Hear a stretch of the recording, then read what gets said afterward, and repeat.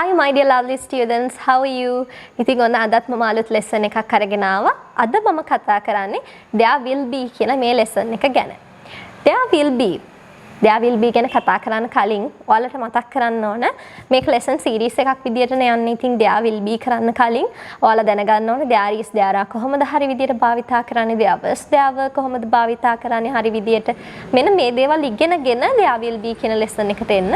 ඉතින් කවුරු හරි මගේ සීරීස් එකේ මෙන්න මේ lessons පන්නලා මේක බලන්න එනවා නම් මම ඔයාලට කියනවා අර කලින් lessons ටිකත් බලලා එන්න කියලා. මොකද ඔයාලා beginner කෙනෙක් නම් එකපාරටම මේ lesson එකට ආවට ඔයාලට හරියට පැහැදිලි වෙන්නේ නැහැ. මේක සීරීස් එකක්නේ. ඒ නිසා මම අර කලින් lesson එකේ ආයි මෙතනදී කතා කරන්න යන්නේ නැහැ. මම මේ අදාළ පාඩම මේ lesson එකේදී cover කරලා තියෙන නිසා. ඉතින් ඔයාලට there is there are there was there were මෙන්න මේ දේවල් ගැන අවබෝධයක් නැත්නම් ගිහිල්ලා ඒ lessons ටිකත් බලලා මේ lesson එක බලන්න එන්න. හරි. අපි බලමු there will be අපි මොන විදියටද මොන අවස්ථාවන් වලදීද භාවිතා කරන්නේ කියලා. හරි. මේකේ සතුටු වෙන්න කාරණාවක් තියෙනවා.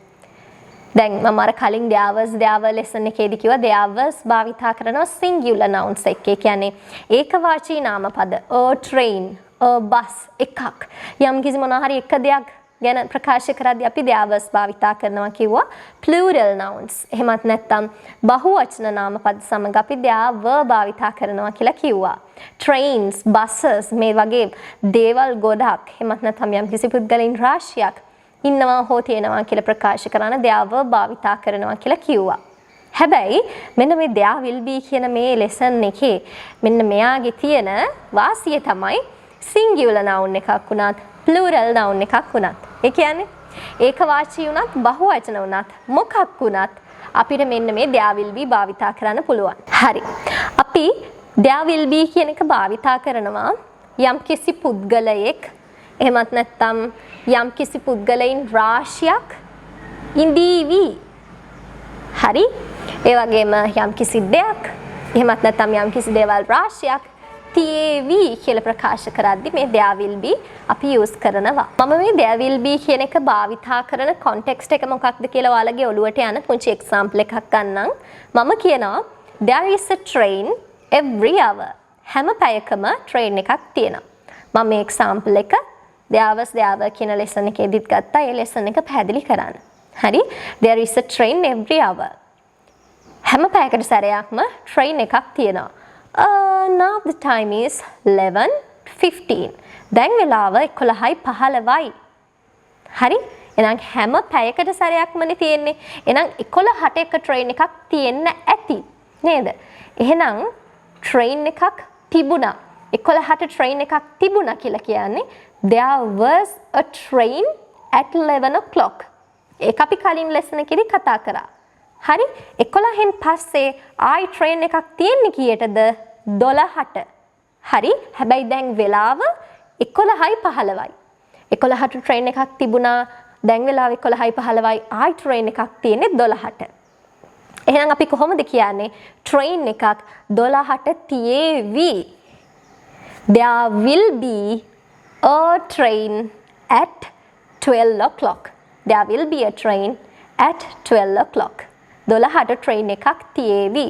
එක train එකයි නේ නිසා a train. There will be a train. කෝච්චි තියේවි කියලා කොහොමද කියන්නේ? There will be trains.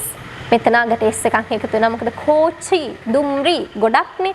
ඒ නිසා trains කියලා එකතු වෙනවා. හැබැයි there will be වල කිසිම වෙනසක් සිදු වෙන්නේ නැහැ.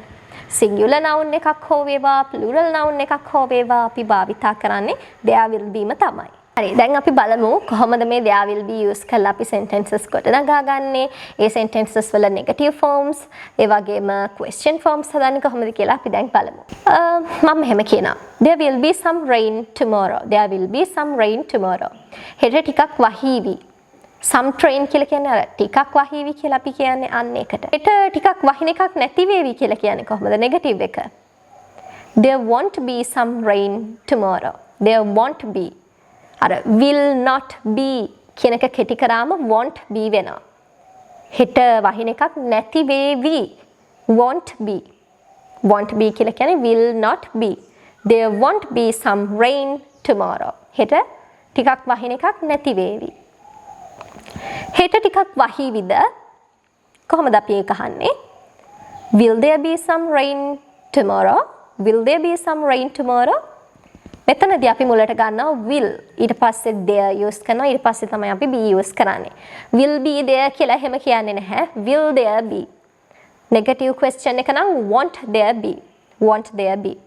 will there be some rain tomorrow? won't there be some rain tomorrow? there will be more rooms available. there will be more rooms available. තව ගොඩක් rooms තියෙවි. there will be more rooms available. තව ගොඩක් rooms ඇති. ඒ hotel එකේ නම් තව ගොඩක් rooms ඇති. there will be more rooms available. ඒ කියන්නේ අපිට නවතින්න පුළුවන් තව rooms ගොඩක් ඇති. there won't be more rooms available. එහෙම rooms නම් තව ගොඩක් නැතුව ඇති. there won't be more rooms available. will there be more rooms available? තව ගොඩක් කාමර තියෙවිද ඇතිද? will there be more rooms available? won't there be more rooms available? තව ගොඩක් rooms නැති වේවිද? තියෙන එකක් නැති වේවිද? ඊළඟ example sentences දෙක අපි දෙගොල්ලොත් එක්කම එකපාර repeat කර කර practice කරමු. There will be a match soon. There will be a match soon. There won't be a match soon. There won't be a match soon. Will there be a match soon? Will there be a match soon? Won't there be a match soon?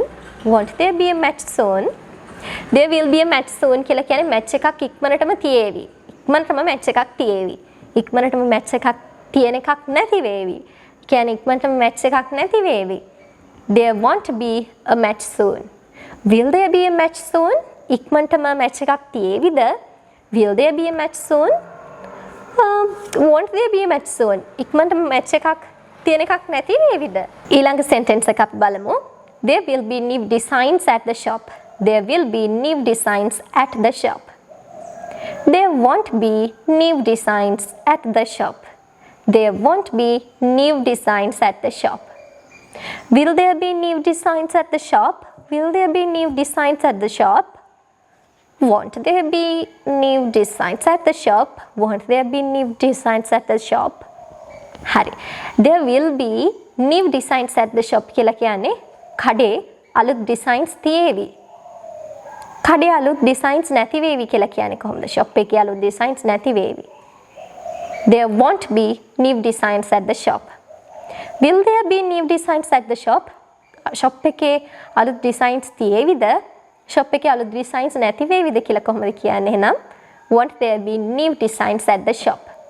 I hope you guys enjoyed the lesson, guys. This is very simple. Keep practicing. Bye. See you soon in my next videos.